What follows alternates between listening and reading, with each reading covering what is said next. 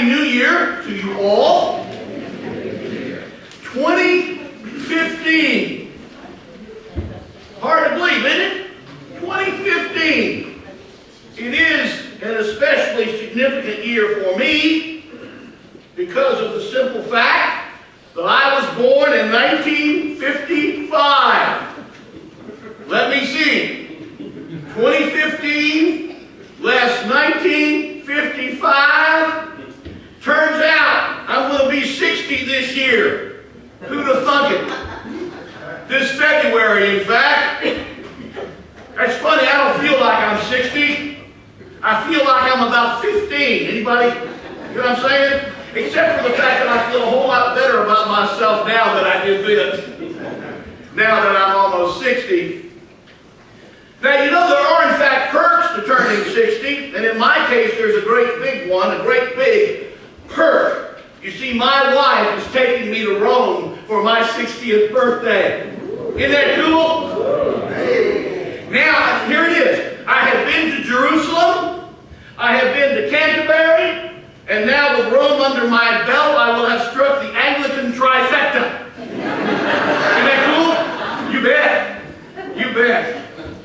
In any case, you may well believe that I will have a number of reflections upon my 60th year to be sharing with you in the coming weeks and months. Hard to believe, it really is hard to believe. My sister just turned 65. It's like, wow. I am happy to report to you this morning that we ended 2014 very well here at St. George's, and I must tell you it's most gratifying. Increased attendance, increased membership, increased revenues, increased energy and vitality at a time when many churches of our size and tradition are dying. Guys, it's really the truth. We are most blessed and most fortunate. And while I know that those things are not the main thing, all attendance and all that kind of stuff, it seems to me that we have made progress when it comes to the main thing as well, which is, of course, in the words of St. Paul, Christ in you, the hope of glory. From Colossians. Christ in you, the hope of glory, is surely the main thing.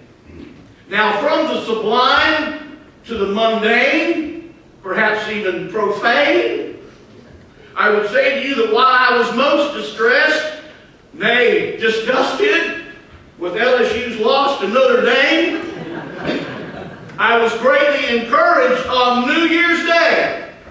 For you see, while I love Father Guido and Barry Dunford, I love Auburn not at all. And thus was not displeased by Auburn's loss to Wisconsin. Moreover, Alabama's loss to Ohio State was to me one more confirmation that there is a God. Is there anything to see Nick Saban frown, right? I live for that. My apologies to any Alabama fans if you care to even mention it. I watch football all day long. Watch those Mississippi teams get beat. I didn't mind that either. Today is, in fact, the second Sunday of Christmas, but I have taken a small liberty in naming it Epiphany instead. It's called breaking a rubric, Father Guido, as I recall, which we're allowed to do so long as we know why. And I do. I have changed and moved this feast of Epiphany because Epiphany is such an important feast. And because were we to celebrate it on the proper day, which is Tuesday, I fear our attendance would be disappointing. Nay, I know our attendance would be. And thus today, for all practical purposes, is the feast of the Epiphany here at St. George's. Now, the origin of Epiphany is an ancient one. It comes from the Eastern Orthodox Christian Church. In that tradition, it mainly celebrates the baptism of Jesus. When God says, "Thou art my beloved Son, in whom I am well pleased," that is a manifestation, you see, of Jesus the Christ, the light that has come into the world. But here in the West, Epiphany is all about the wise men, the Magi. We three kings, right? We used to sing one, Celebrate Life. Travis knew about that tune, and one day maybe we'll do it. But the three kings, in our understanding, the three kings embody a manifestation or epiphany of Christ, you see, because they go to the stable, they see the Christ, and then they go and tell the world, right? The light of Christ that has come into the world. Now, in fact, the wise men have spurred the imagination of Christians for 2,000 years. And while not much is known about them, there has been much speculation. With this in mind, I have put together what I'm calling fun facts about the wise men for your education, for your enlightenment, and for your entertainment, I hope. Fun fact number one. The story of the Magi is found only in the Gospel of Matthew. It is found nowhere else in the New Testament, nor is it alluded to anywhere else in the New Testament. However, it is alluded to in some of the Psalms and in, for example, this morning's reading from Isaiah. Fun fact number two. The number of Magi, the number of wise men, is never actually mentioned in the Bible, only the gifts, right? Gold, frankincense, and myrrh. So it's always been assumed that there were three.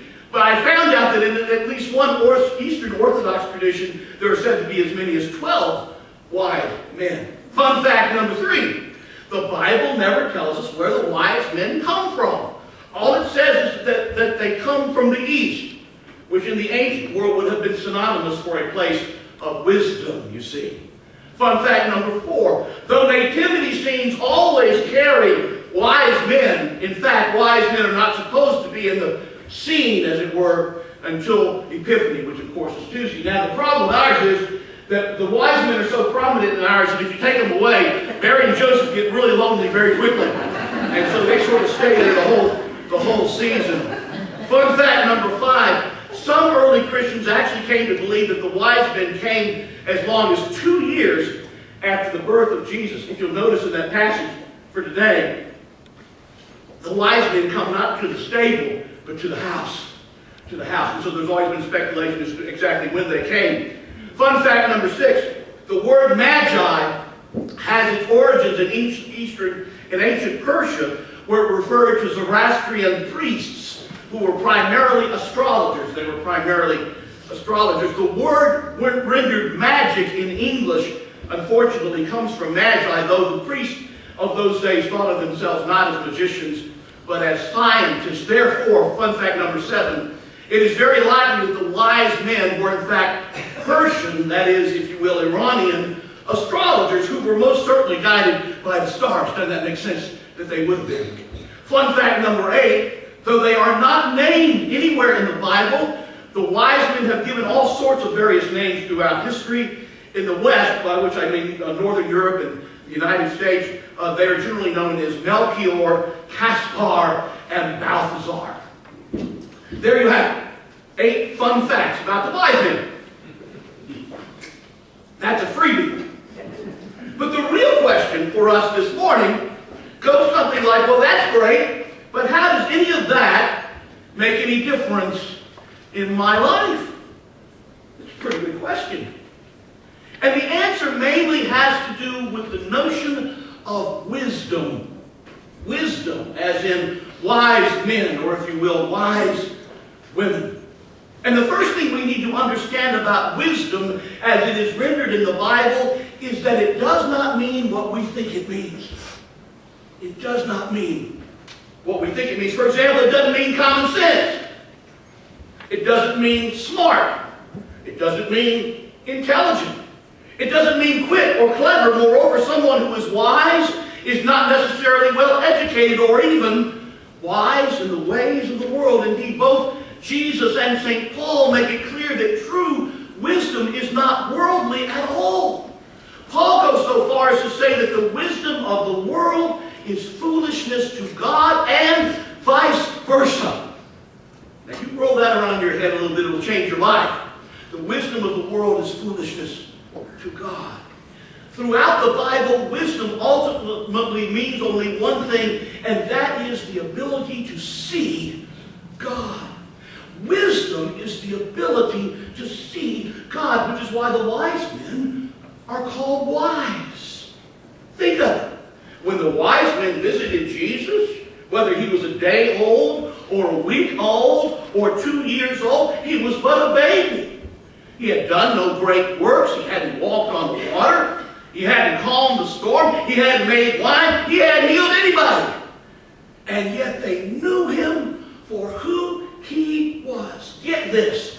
They recognized him in the face of a child. So that today we call them wise. You know, the disciples were lucky. They got to see all that stuff. They got to see all those miracles. They got to hear Jesus' teaching firsthand, but not us. No, we have to develop the wisdom to see Christ. And oh, by the way, if you happen to have a baby handy, that's a good place to start, to see Christ. But it's like I said on Christmas Eve, the Christ is manifested all around us throughout all creation. The question is, will we learn to see him? Perhaps the better question is, will we even try? Many will not. Many will not.